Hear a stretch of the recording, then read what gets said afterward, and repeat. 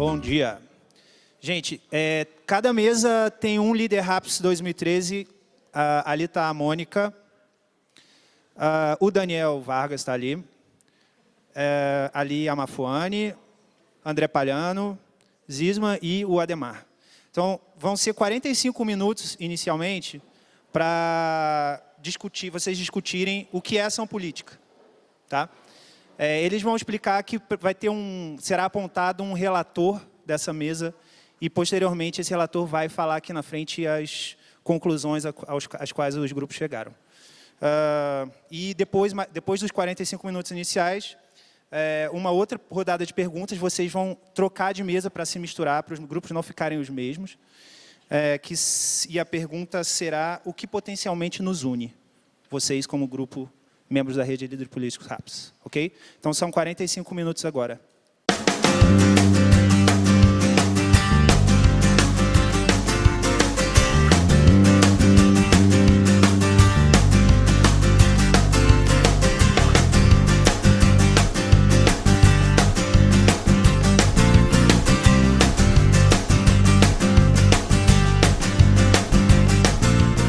Bom, gente, bom dia. O nosso grupo, na primeira pergunta, o que é ação política, a gente tentou definir primeiro o que seria ação política, aí perpassamos por alguns conceitos mais acadêmicos, outros mais com exemplos.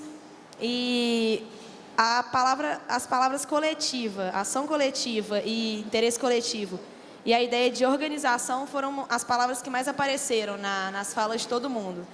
E aí seria uma ação organizada para atingir um objetivo, uma ação coordenada, seria a capacidade de coordenar, de integrar a participação de indivíduos para um pró comum. E a gente também citou o Estado, como levar essas demandas da ação coletiva para o Estado e para as instituições que o Estado possui. E a ação coletiva também, dizendo respeito à polis, né, e a gestão da polis de forma geral. O que fazer para tornar essa polis um lugar mais, um ambiente, né, melhor, um ambiente mais benéfico para se viver. Aí a gente citou também a lógica da política como uma coisa mais instrumental, em contraste com a lógica da ação social, e que a política deveria beber um pouco mais da ação social para deixar de ser tão instrumentalizada, ser mais motivada, com um pouco mais de paixão. E a gente chegou a falar um pouco do clientelismo, das estruturas que a gente tem hoje, os desafios de fazer uma ação política ética, transparente, sem se vender, né, às pressões políticas, muitas vezes, que a gente sofre.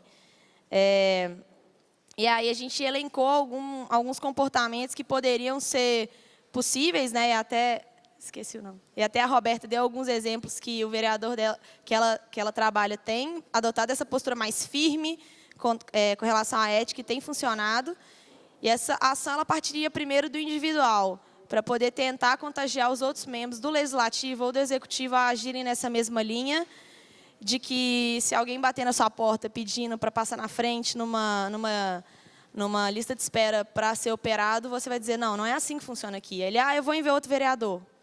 Paciência, mas nesse gabinete não funciona assim. E aí talvez esse comportamento contagiasse outras pessoas. E aí a gente colocou 4 coisas principais aqui para ter essa ação política ideal. E a gente sabe que a estrutura hoje ela é muito rígida, mas que uma ação política focada no mérito, essa palavra foi a mais defendida, assim, mais um consenso no grupo. E depois, uma mudança de cultura, que a gente fala dessa parte comportamental mesmo, que é trazer um novo tipo de comportamento diante dessas estruturas políticas já afirmadas hoje. A transparência seria trazer o cidadão para esse processo. Só mais uma que falta. Porque o cidadão, vendo que essas coisas estão acontecendo de maneira errada, poderia intervir, poderia deixar de votar nesse tipo de pessoa. E o tratamento isonômico das demandas, porque não adianta falar de mérito e falar de igualdade se as pessoas partem, os municípios, né, na lógica governista, partem de bases diferentes. Então, o tratamento isonômico seria tratar esses desiguais de maneiras desiguais também, para atingir a isonomia plena na governabilidade. É isso.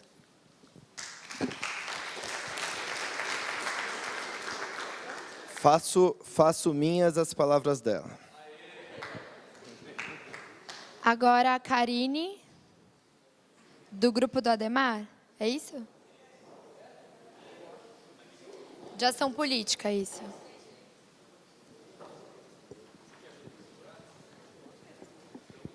Vem aqui, junto com ela.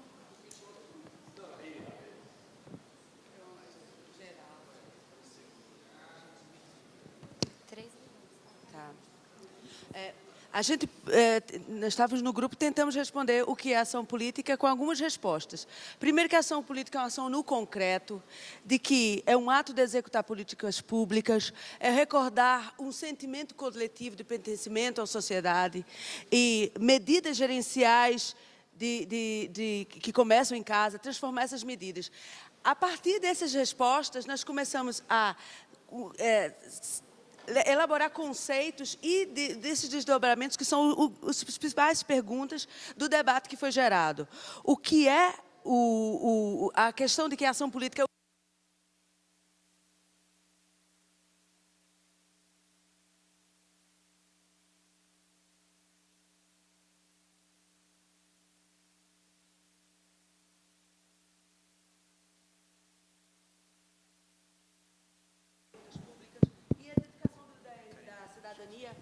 Obrigada. Como ponto central. Mas eu acho que a questão central e o mais interessante do debate é o que nós elaboramos aqui, que o conhecimento é uma parte de concretizar essa ação política, conhecer para concretizar, de que este conhecimento qualifica esta ação política. Tem uma coisa que eu estava falando que é passar do direitos a ter direitos para o direito a ter deveres. O direito a ter dever, eu acho que é a grande história da transformação política. Das pessoas perceberem que são envolvidos, perceberem que é um compromisso seu também. O problema da falta de ação, que é como é que a gente enfrenta esse problema do descrédito da classe política, que não será, que eu acho que isso é uma questão do Anderson, no onde ele está, que foi interessante, questão de que não será preciso um preparo para indignar-se, é necessário ter uma ação a partir deste ponto. A compreensão do que será o conhecimento político, esses que são os nossos debates, e saber que deveremos ser sujeitos de direitos e sujeitos de deveres também. E qual é o papel do Estado para o papel do político? Essas questões todas relacionaram duas preocupações principais. A preocupação de que universo de diálogo a gente pode ter com a população e deparar com o problema da alienação política, esta grande preocupação, e essa segunda grande preocupação de como descobrir a linguagem para transformar esse discurso em participação política. Qual será a linguagem? Essas duas preocupações centrais, eu não sei se eu atendi tudo. Como atingir esse público, como trazer a noção de política para o cotidiano de uma parte importante da população, talvez seja essa a questão de que o RAPS é, de fato, a ação política e que nós temos que enfrentar essas duas preocupações principais. Faltou 2 segundos. Foi?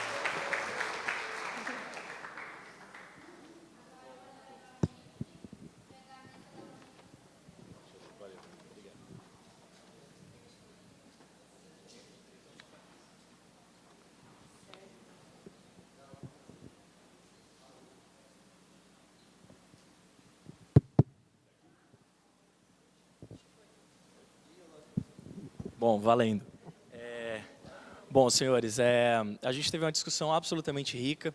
O grupo teve felizes coincidências e convergências de trajetória, e a gente gastou muito tempo entendendo essas trajetórias e, consequentemente, o que seria derivado da compreensão individual de cada um sobre a ação política à luz dessa trajetória.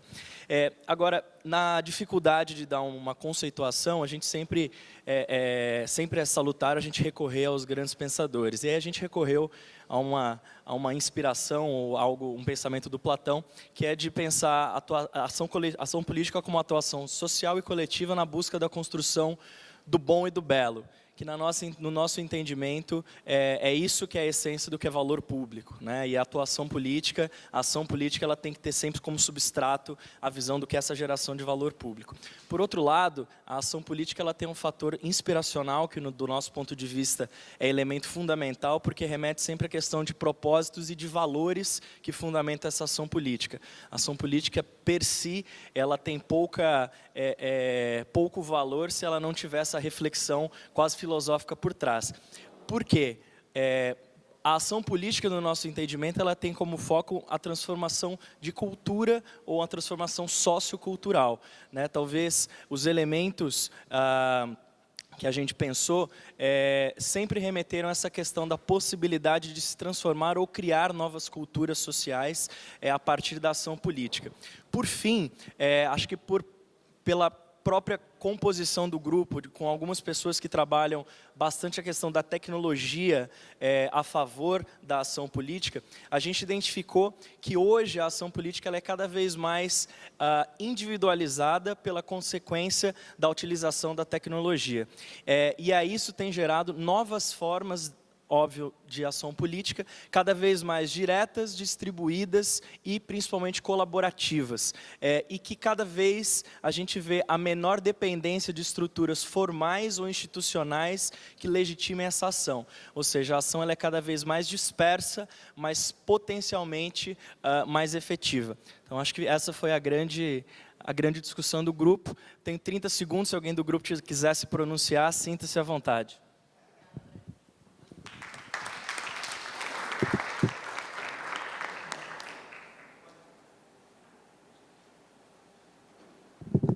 Agora a gente vai passar para os 3 outros grupos que discutirão, que apresentarão resultados da discussão da segunda pergunta, que foi o que nos une. Então, eu gostaria de chamar o Zisman e a Giovana, por favor.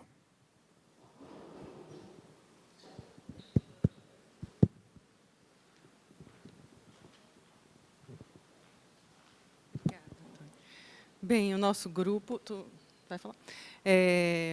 Eu vim na primeira rodada, eu participei do grupo dos meninos sobre ação política, que a Mônica acabou de apresentar aqui, e veio muito essa questão das novas tecnologias, mas no nosso grupo ali quase isso não apareceu.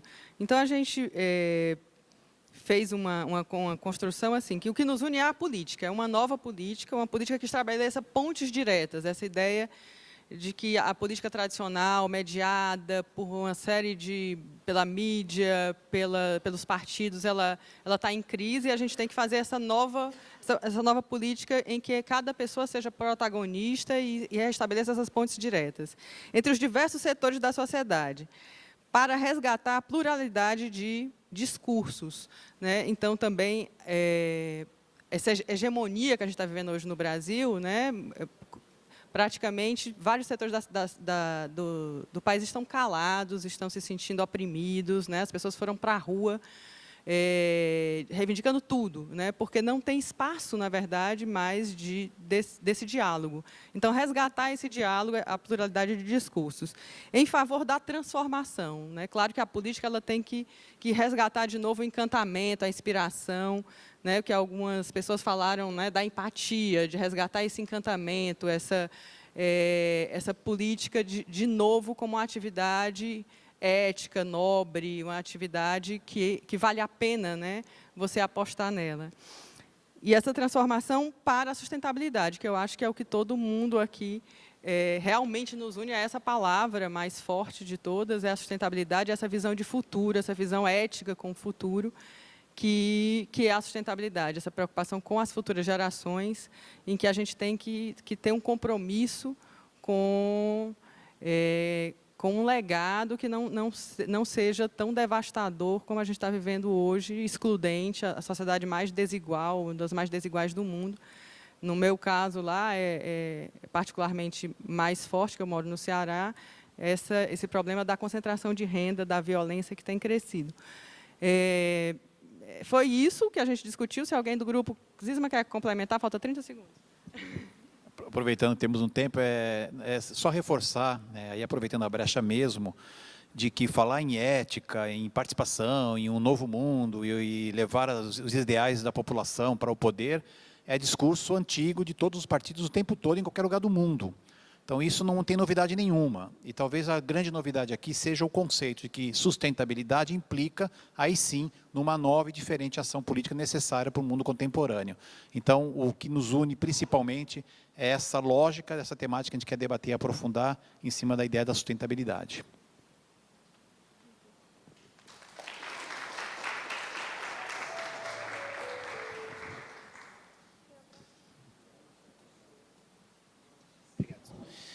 Mafone, compareça aqui, por favor, com a Estela.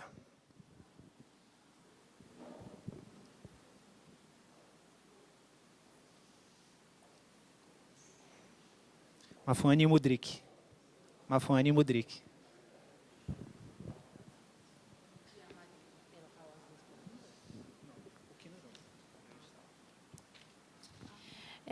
O nosso grupo teve uma discussão bastante interessante para chegar na resposta da segunda pergunta. E o primeiro ponto que foi levantado foi a indignação na prática com a apatia política. A condição de liderança, enquanto forma de transformar o discurso político, não só no discurso acadêmico, mas principalmente num discurso de atuação efetiva, descondicionar o olhar não apenas do local, mas para o global.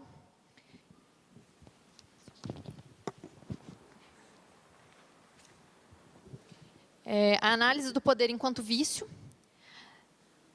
da ausência de princípios e de valores incoerentes, e da necessidade de se resgatarem os valores políticos como instrumento de transformação, independentemente de filiação partidária.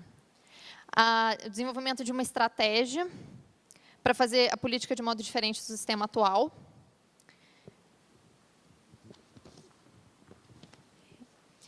Também, um dos pontos que foram levantados foi a insatisfação com o modus operandi da política atual e a utilização da política como instrumento, a política como instrumentalização dos processos sociais. E fazer a análise da visão do coletivo, a sociedade com novos valores, e não apenas mudar o sistema, mas fazer uma análise dos valores da sociedade enquanto mudança cultural.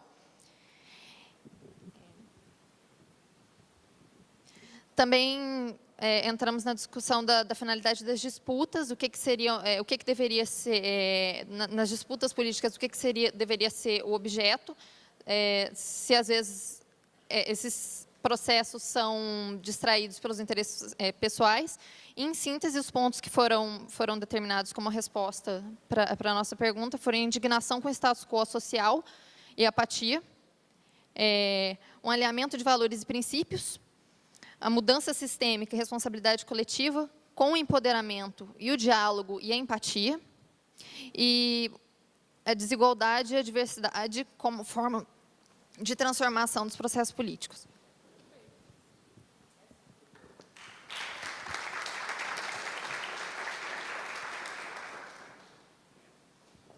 Por fim, Daniel e a Marcela, novamente, que está como relatora dupla aqui de ambos os grupos de que participou. O Daniel não está aí? Tá?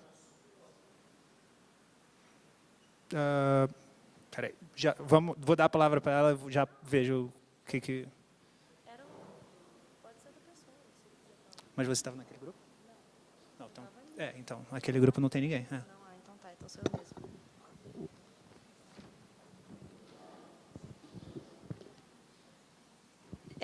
Bom, o Daniel, né, que eu acho que era o mentor lá do meu grupo, ele fez um breve arremate assim do contexto político hoje do Brasil e falou que a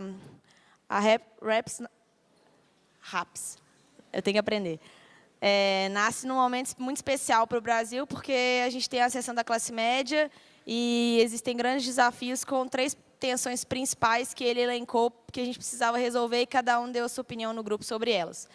Primeiro, ele falou que novas classes que sempre existiram no Brasil passam a participar hoje, talvez pelo aumento da integração digital, da ampliação da tecnologia, Os mestiços, as classes mais baixas, os negros passam a falar mais alto hoje. E aí a gente tem a primeira tensão, que seriam os valores que o Brasil tem hoje, quais valores o Brasil quer ter e como resolver esse conflito. A segunda tensão seria de quais vias alternativas a gente poderia ter hoje para a expressão dessa vontade política que essas novas classes têm explorado, e a incapacidade do Estado de entregar produtos realmente efetivos diante das demandas que ele recebe. E aí a gente colocou como resolver essas três tensões. Primeiro foi falado que essas pessoas elas sempre estiveram na sociedade, agora é que elas querem realmente ter voz, e que a crise da representatividade ela é nítida para a gente e que ela deveria ser mais inclusiva e mais participativa. Por isso, a sugestão de uma das pessoas do grupo foi de que novos mecanismos ou até sistemas políticos deveriam ser criados, e o primeiro passo para isso seria a transmissão da informação de maneira geral, gerando integração entre essas pessoas para que elas conseguissem se organizar melhor. E aí, eu trouxe a palavra deliberação, que acontece, que a gente tem uma crise na democracia hoje, porque ela é o governo da maioria, mas não cumpre seu objetivo, que é dar voz às minorias. Então, falta deliberação, as pessoas limitam a sua participação ao voto e não deliberam no mandato das pessoas nas quais elas elegem, E aí eu coloquei que faltavam também bandeiras políticas específicas para cada deputado defender.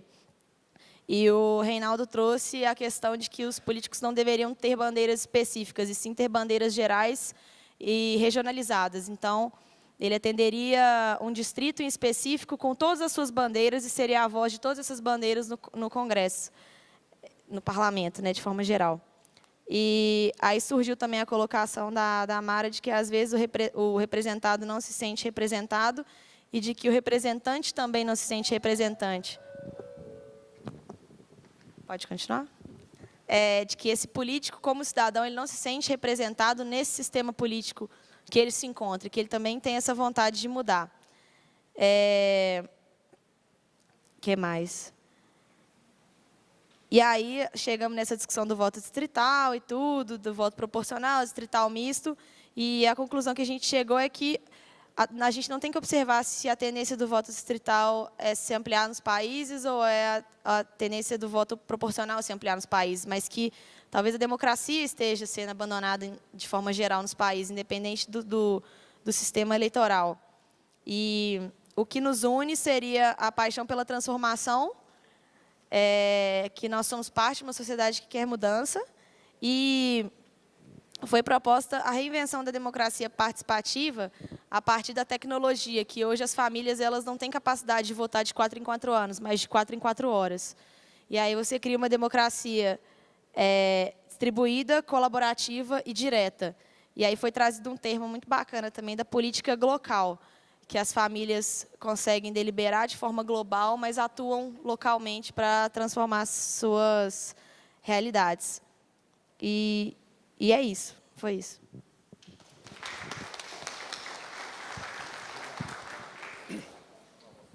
André. Vou pedir desculpa aqui para quebrar o protocolo, mas tem um ponto aqui que a gente trouxe na mesa, que não foi citado.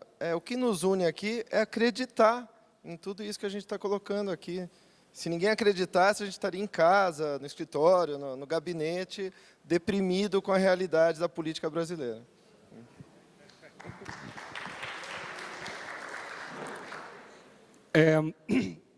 Muitas sugestões, muitos pontos importantes. Nós queríamos recolher todas essas sugestões. Nós vamos fazer um relatório de tudo isso para depois nós fazermos uma devolutiva para vocês com os pontos de vista principais. No ano passado, nós também discutimos esses temas com a turma de 2013, então nós vamos passar para vocês depois um resumo do que foi discutido, como é a perspectiva da turma anterior e da turma de vocês. Perfeito? Quero agradecer a participação de todos.